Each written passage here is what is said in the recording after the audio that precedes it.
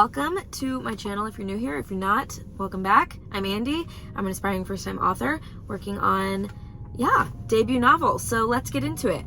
I am like 70 pages or just under that from being done with annotating this book. My printed first draft, I have it right here. I am so close. I know we talked about this in the last video.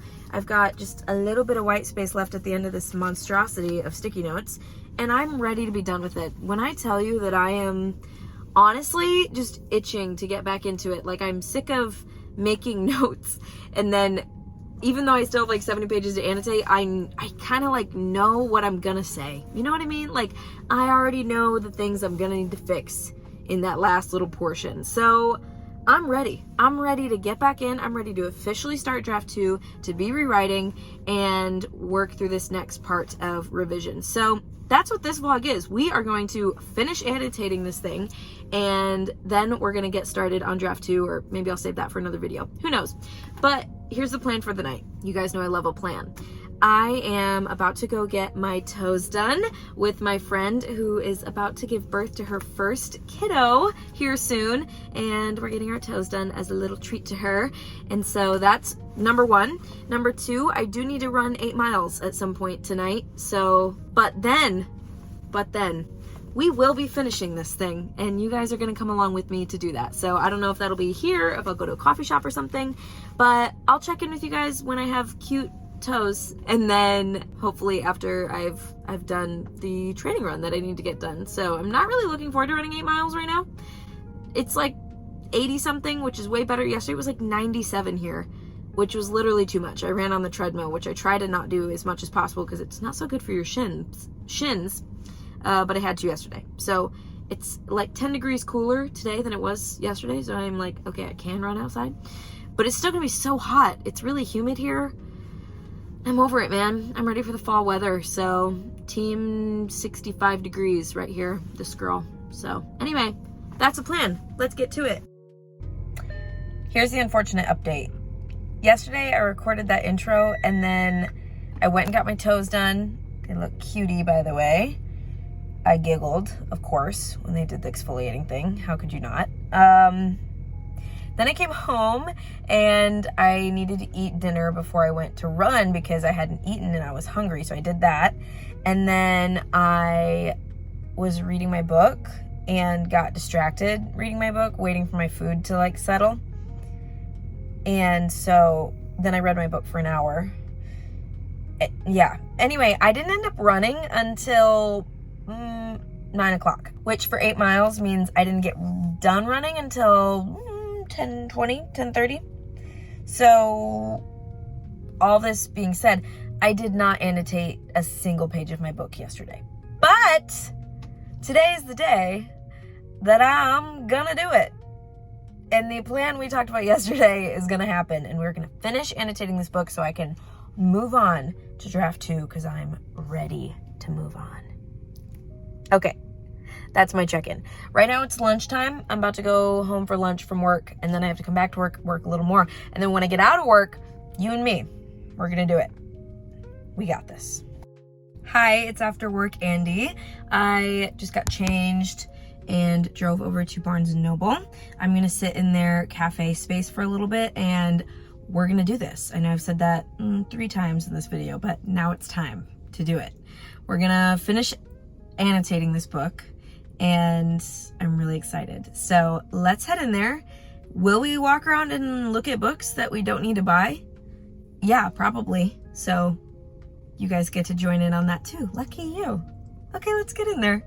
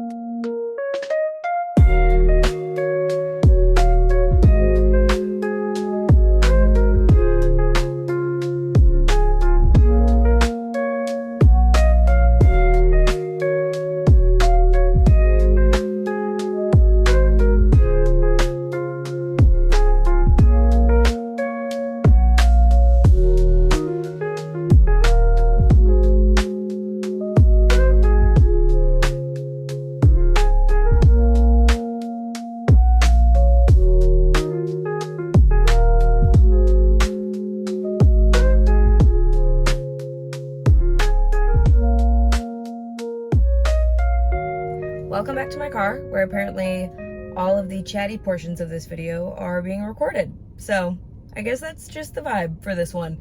I did it, okay? I did it. I finished annotating House of Aptos. So excited. I will say, I'm not gonna lie to you guys.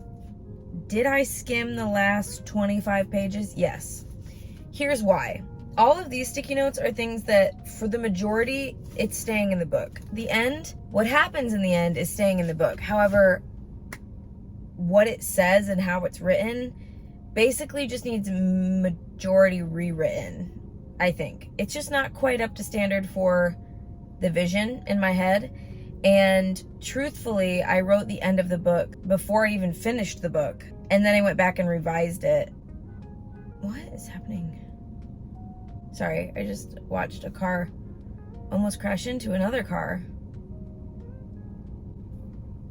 Okay, wow, that was weird. Anyway, moving on. Okay, so the end of the book, the main priority of the ending, like what the scenes do, where the plot goes, that's staying the same. However, I'd like to execute it slightly differently. Same with the major plot twist that happens at the end. I feel like I started pulling on a thread in my mind with a question I've been asking myself the whole time I was drafting this book. And up until this point, that question remained answered the same way. And now I kind of think I like the other answer better, which is scary because it would mean basically rewriting a major plot point specifically from, the good part is anything that's from Emery's point of view is fine. It's safe. It wouldn't need rewritten. Anything from Aiden's point of view, yeah, there's this one major point that I would have to go in and heavily edit every time it's his point of view. So the good news is his point of view doesn't even come into play until, sorry, one moment please. Wow, this is like, okay, right here. His point of view doesn't even come into play till page 160. So that's like this point in the book, which means this part of the book would be safe from needing to be heavily edited. So that's the good news. The bad news is page 160 through page 340 would need a lot. So it'd be a lot of work on me. However, I think it would make it a more exciting read, which makes me like, why didn't I do it the first time? But it's fine. It's fine. Hindsight's 20/20. And honestly, I'm not completely sure that's the way I'll do it. This is the part where, like, having a channel and talking to you guys about these things, I do wish that you could just like be in my mind and know. And this is where I probably could use a critique partner, but then I'm also like, I don't want to spoil the plot for other people. Anyway, it's fine. I just need to be more decisive. That's what I'm boiling this all down to. So anywho, other than that, I've already talked in other videos about how there's some major subplot development pieces that need to come into play. And I just kind of realized the current last 40 to 50 pages I have written need a lot of heavy integration of that subplot for that subplot to be worthwhile to add. And I do think it's going to be worthwhile to add. Therefore, I am going to basically restructure the last 40 to 50 pages to include details of that subplot. And I think it'll just help build the climax of the book, and it will give the audience better attachment to the story and also more of a cliffhanger approach.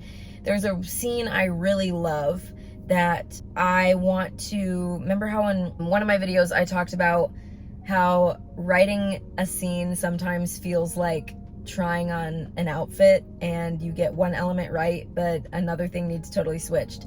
I realized that about a scene I had previously loved when I drafted it. Reading it back, I was like, okay, the how of this scene is mwah, love. The why totally needs scrapped and rewritten.